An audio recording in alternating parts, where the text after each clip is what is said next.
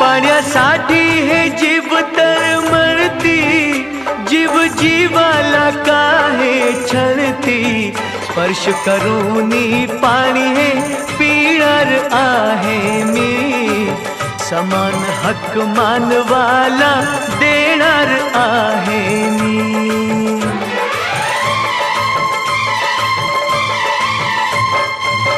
पाऊल पुढचे पुढे टाकणार आहे मी, पाणी चवदार तळ्याचे चाखणार आहे मी, पाणी चवदार तळ्याचे चाखणार आहे मी।